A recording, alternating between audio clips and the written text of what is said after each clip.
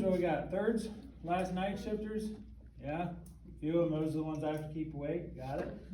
All over that. This is not my normal, I normally don't, so I'm normally getting out of bed about now. But I worked night shift at my previous job for 15 years, so I understand. Nobody wants to come back in later on for in-service, do they? Everybody here for the 4-hour fire extinguisher in-service? No, 4-hour pay. Oh, I was like, no, 4 hours, are you kidding me? Oh, that kid is gonna talk about it for 4 hours, right? My name's Dale Soli, I'm from the State Fire Marshal's Office, Fire Prevention Bureau. We're gonna talk about fire extinguishers today. But honestly, fire extinguishers is the last thing that I wanna talk about. Why do we think that is? Why do we think fire extinguishers is the last thing we want to talk about? Because we don't want a fire. Because we don't want a fire is a good point, right? Is this your first go-to thing?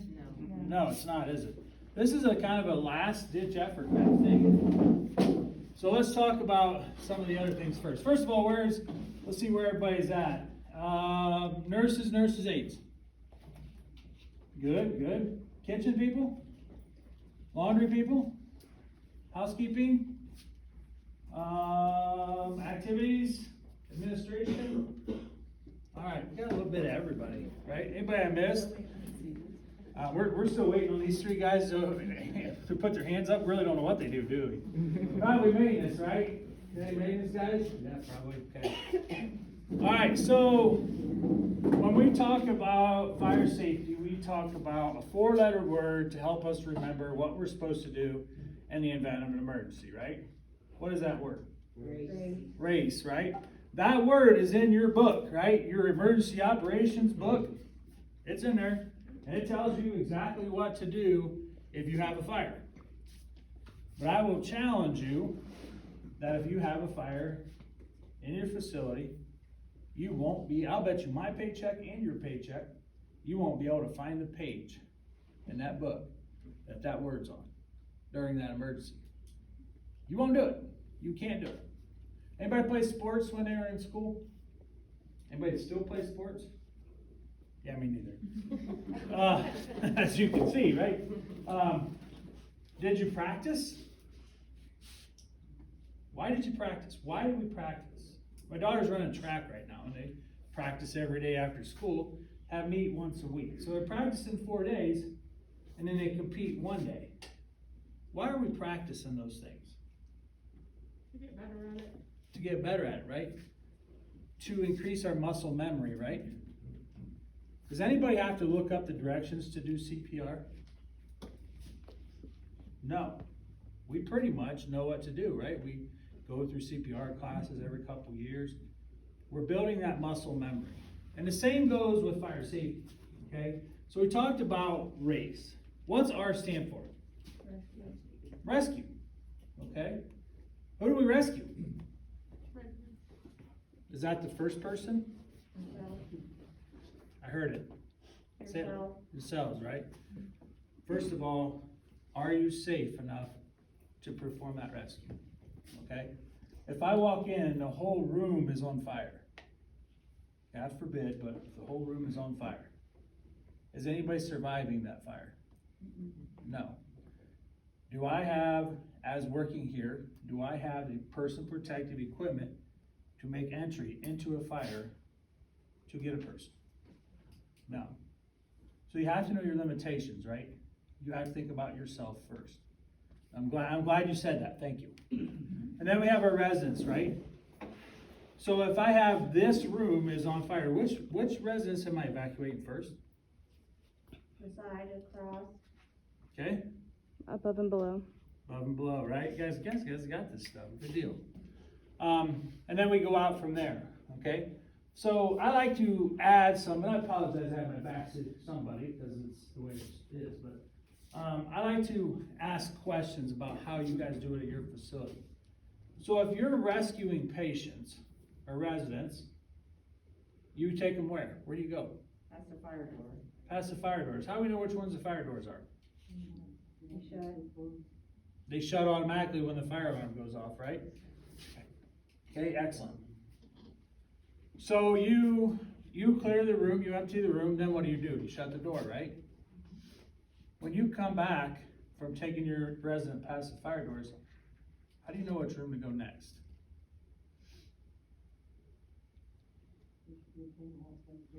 What's that? Should be a hell outside the door. Excellent, thank you. Each facility should have a way to signify whether that room is done. Because what you do is you end up wasting time checking rooms that are already done, because there's gonna be multiple people doing this, aren't there? So that's a good thing. So we talked about ourselves, we talked about residents. Anybody else we have to rescue here? What's that? Visitors. Visitors, right? Absolutely. Do your visitors know where your exits are? Maybe not, right? We don't know. Can you use your visitors to help rescue? If I'm perfectly capable of pushing a wheelchair and I'm here visiting my grandma, can I push her in her wheelchair past the fire doors and stay with her? Yeah, absolutely I can, right? With a little bit of direction, I can make that happen. You know, so we gotta think outside that box a little bit. Okay? What's A stand for? Alarm. How do we do that? Okay, so if I walk into a room and say, oh, there's a fire. All right, let me go find an alarm. Be right back. I'll be right back, okay? I found one. I'm gonna pull it. Okay, now I'm coming, okay? Now I'm coming back. Oh shit, what was that? Rescue, yes, rescue. Okay.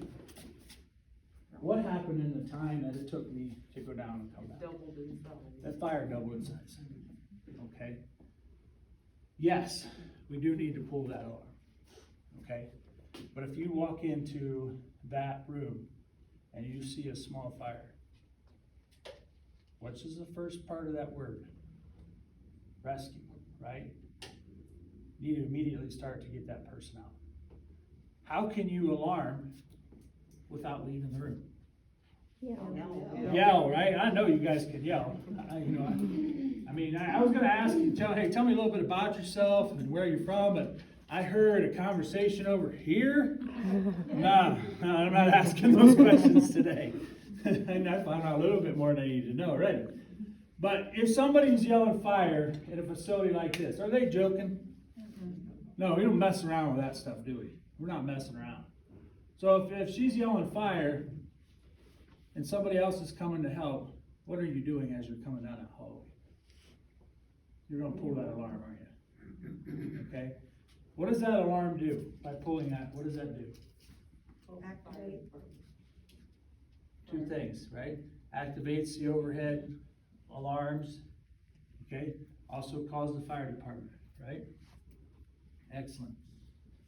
If you're in a different wing and you hear that, I'm asking about your facility. Does that initiate a plan for other folks to come help?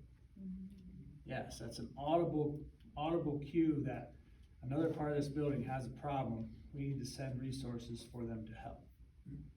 Okay? Is that the only way we call the fire department?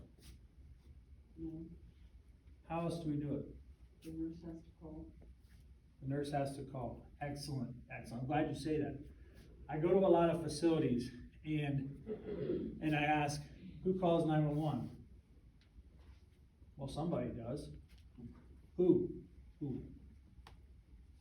Anybody. Well, if anybody thinks somebody's doing it and somebody thinks anybody's doing it, who actually did it? Nobody. Okay?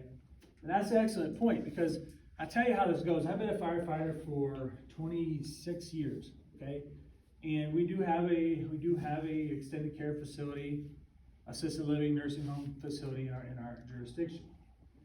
We get called there quite a bit for false alarms.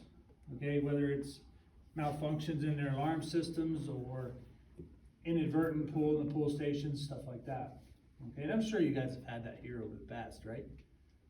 So they dispatch the fire department, says, fire alarm activated at Fairhaven community. Okay, You know, I'm getting dressed, I'm getting, you know, I'm getting on the station, getting in the truck, coming here, okay? Waiting, just waiting to be canceled, or waiting to find out it's not the real thing. Now, all of a sudden, that call comes in, like she said, we called 911, and they said, oh, we got a working fire, we have a fire in room 102. Did that change my mindset? I know we have an incident now. Now I'm getting dressed. Now I'm calling in for a second alarm, or mutual aid fire departments for more help, more manpower. Okay, it totally changes the way that they're gonna respond, the way that they're going to look at that emergency. They're already gonna start a different, it stepped it up a notch, if you will. It moved it up in priority, so that call is important, okay? And I'm glad that you guys have a facility, or a person in your facility that's designated to do that, because that is not the normal, okay? Most of the time, it's just anybody or somebody, okay? So what does C stand for? Contain, right? Contain looks different depending on where you work in here, right? If you're in a nursing care or patient interaction, what does contain look like for you? Shut the door, right? We're shutting the door, okay? How about the kitchen? Hey, where's my kitchen people? Get a fire on the stove. How Put are a you? lid on it. Put a lid on, right? It's a different way to contain, but you're containing the fire. Anybody do laundry? Do laundry here? Open the dryer and the dryer's on fire. How am I containing that fire? Am I pulling everything out? So, shut the door, right? Keep it in that box as long as I possibly can, okay? Come on in. There's a sign-in sheet back at the table, just make sure you get that. So we wanna make sure that we are doing what we can to contain that fire. How do we know if we're shutting the right doors to contain the fire? If we shut them all, do we know we got the right doors? Yes. When in doubt, shut them all, okay? Now, do we have in your facility, do you have fire doors that get propped open? Are we parking medication carts or dining carts or things in front of them that would inhibit the doors from closing? Maybe, from time to time, okay? How about, do we park everything on the same side of the hallway? No, okay, here, no. Be honest, thank you. Think about if you have to evacuate people and you have to move them. Can everybody get up and walk out? No. Are there residents you're gonna have to use their bed and push them down the hallway in their bed? Would be the easiest way. Yes. If you have stuff parked all over your hallways, are you gonna be able to get that bed down the hallway? Not unless you're Mario Andretti, right? Okay, if I had everything on one side, now can I get that bed to the other side of the hallway and just sail? You know, I understand that there's things that need to be in the hallways, be in the aisleways to perform your everyday activities. We get that. But we can maybe take a couple extra steps and put it all on the same side of the hallway, just so in case we have that, okay? How about fire exits blocked? Do we block fire exits? You know, we see the exit signs, they point to an arrow. Do we ever have those blocked? Yes, we do. And I already told Brian about it, because I walked in, they're right down the hallway here as soon as I came in. I've only made it down this one hallway, and that whole area there is blocked full of stuff. There's an exit in that corner, okay? We need to leave access to those exits, okay?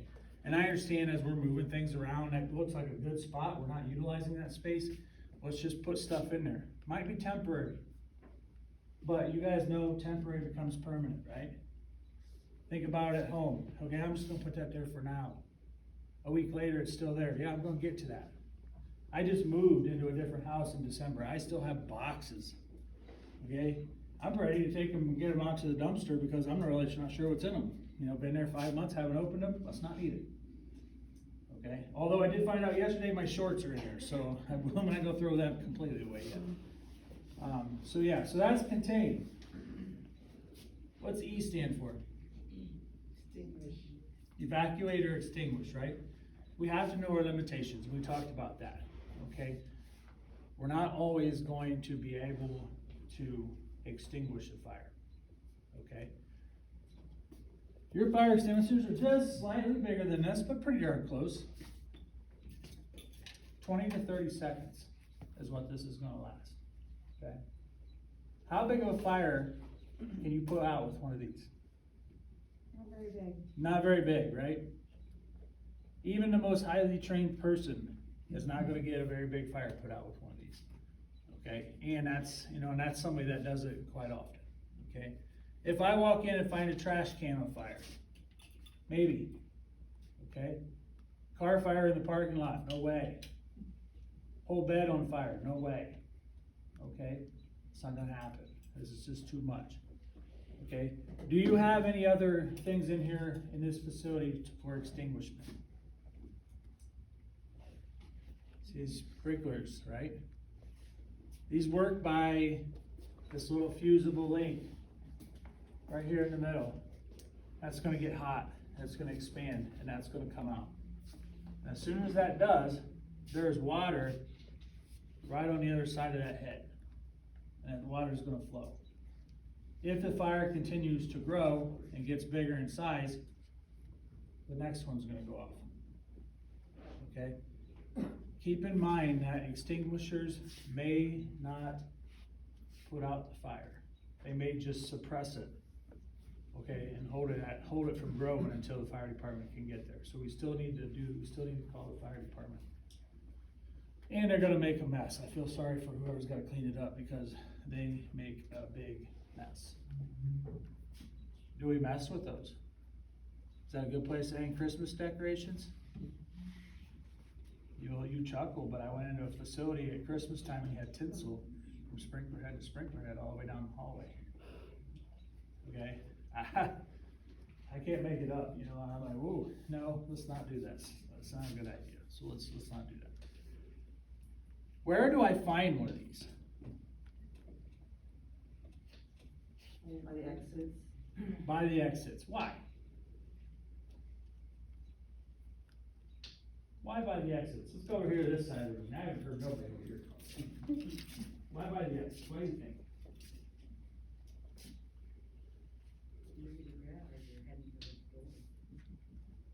Absolutely. If I need to use one of these, I want to be the exit at my back, right? So if this doesn't work, peace out. I'm out of here. Okay? Excellent. Where's your pull stations located? Near your exits, right? Same way. They're near the exits, so you can pull it on your way out, whatever, so you have that option. Okay? How do I know if this is ready to use? The pin's still in. The pin's still in? Okay. I was in a nursing home before COVID. It's been a couple years now. I walked around. I usually get here early, just walk around the facility. I found 5 extinguishers that were dead with the pins still in them in the cabinets. Is that foolproof that this pin's in there? See, I can take it out and I can put it back in. Okay.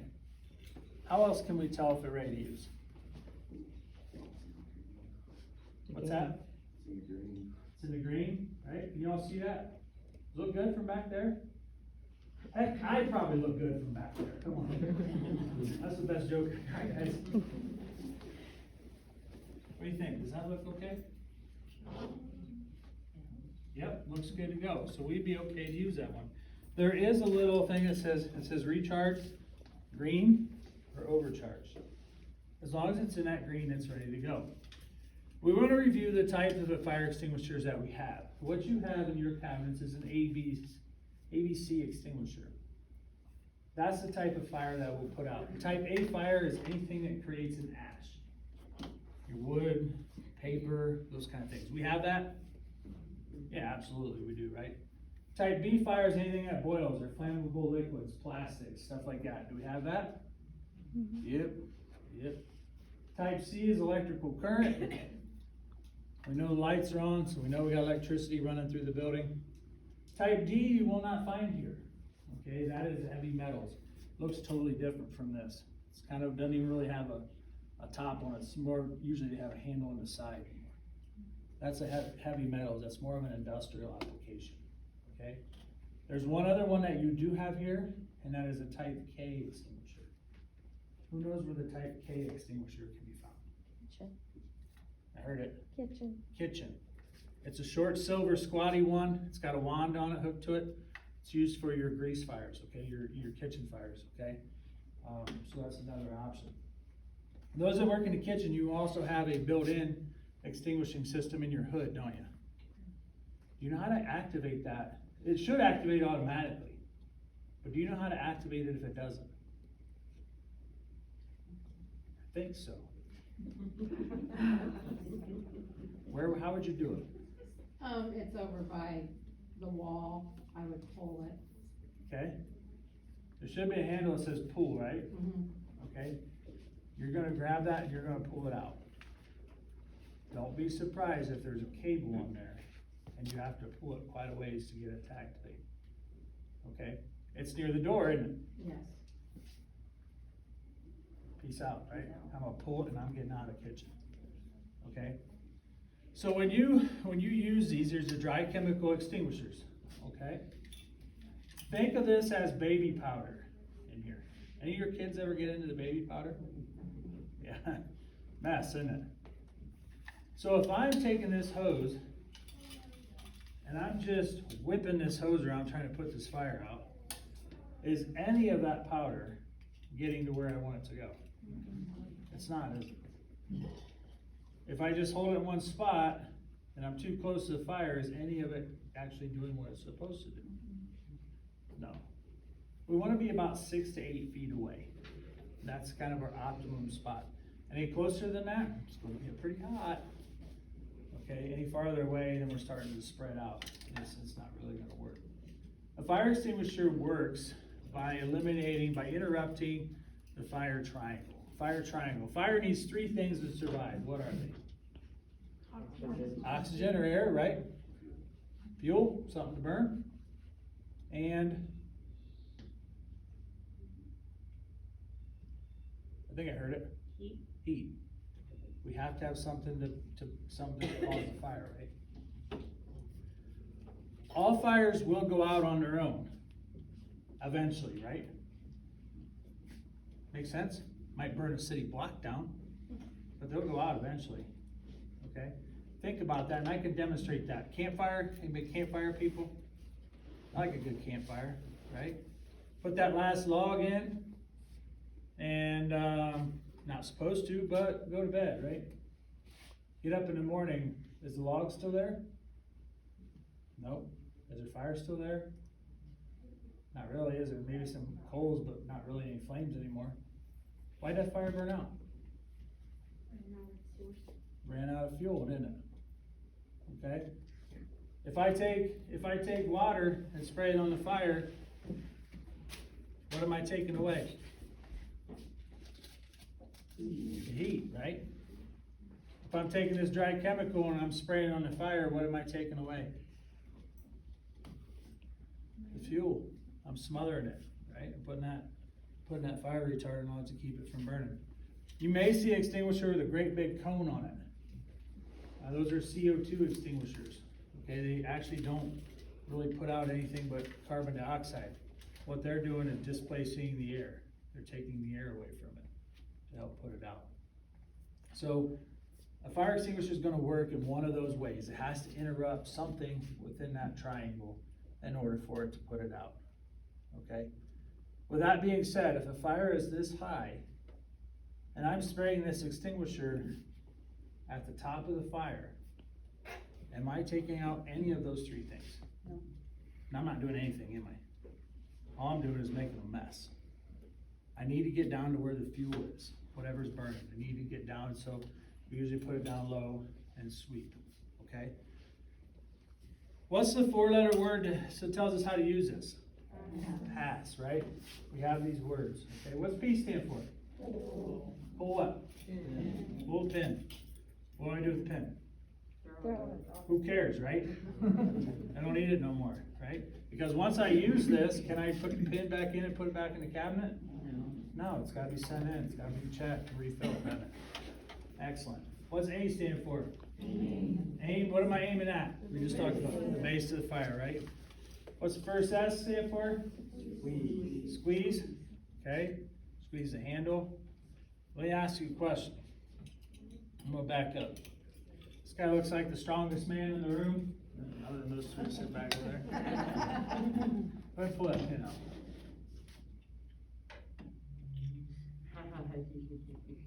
Can't get it out. Why not? Because I'm squeezing it. When you're nervous, you're gonna squeeze it. Okay, you're gonna have a death grip on this thing. You're gonna be like, oh God, there's a fire. I don't wanna do this, but I have to do this. I'm squeezing it, and I'm not gonna get that out. Okay? If you just let that hang in your hand, go ahead and pull that pin out. Why couldn't you get that out? Tired. So just make sure that we're not, trying to squeeze it beforehand. You think about it, but it happens. I've seen firefighters do that already. You get there, they're like trying to put the pin on. I'm like, quit squeezing it. What's the second S stand for? Sweep, like sweep the floor, right? Sweep the floor. Now we want to go side to side, slowly, but methodically back and forth. Okay? If I'm going like this, remember that baby powder. Okay? In a minute, each one of us is going to get to do that. We're going to practice it. Okay? We're all going to get a chance to use this. So keep in mind those steps. But before we do that, I want to talk to you about a couple other things. Do you do fire drills here? Yes? Once a month? It seems like all the time, right? So we do them often. We talked about that muscle memory earlier, didn't we? Hands up if you have done a fire drill at home in the last 12 months. I'm just asking for one. Thank you. Anybody else? All right, I'm going to ask you a question that's going to thank you. I think I saw a hand back here. Thank you. I'm going to ask you a question, and I don't mean to be rude. It's going to come across that way. Do the rest of you love your residents more than your own families? Be honest. You see what I'm saying? We do this here because the state says we have to. State doesn't tell us we have to at home, but is it just important at home? How many people died in Ohio this year so far in nursing home deaths, nursing home fire deaths? 0. How many died in home fire deaths? We're like at 55 already. Bugs. So the bigger risk is not at work, is it? It's at home. We have smoke alarms here because it says we have to. Make sure you have working smoke alarms in your home. Of all the home fire deaths, 2/3 of the people did not have working smoke alarms. Okay, working smoke alarms. When I say working, that means we're testing them once a month. We're getting up there pushing that button. Okay, that means we're changing the batteries out twice a year if we still have the battery kind. If we have the 10-year battery, we're replacing them after 10 years. All smoke alarms should be replaced every 10 years. Okay? Pull it down, look at it. It should have a born on date, just like your beer does. Okay, there'll be a born on date. If it does not have a date on it, it's older than 10 years old. Time to get rid of it and get a new one. Because what happens is there's a sensor in there. I don't care how good a house cleaner you are, you're not going to be able to get all the dust off that sensor. And therefore it's not going to be as reactive. Anybody have a hearing challenged individual living with them or know somebody? Okay, you do it. Thank you. Start thinking about hearing impaired smoke alarms. Okay, they have some bed shaker units. Looks like an alarm clock. Sits on a nightstand. It's got almost looks like a computer mouse. Goes into under the bed or under the pillow. Works in conjunction with a normal smoke alarm. When it hears the normal smoke alarm go off, it starts to shake the bed. to wake that person up. Because majority of those people do not sleep with their hearing aids in, do they? That's when they charge them, or whatever they're doing, they don't sleep with them in. So that's, those are available. Also, you can look at smoke alarms that have flashing strobe lights. That's also okay for hearing impaired unless they have a seizure disorder, then obviously that's not gonna be a good combination. But just make sure that we are doing our due diligence. 25% of all fire deaths in Ohio last year, preventable fire deaths, involved some sort of smoking. Discarded smoking materials, smoking on oxygen, all of those things.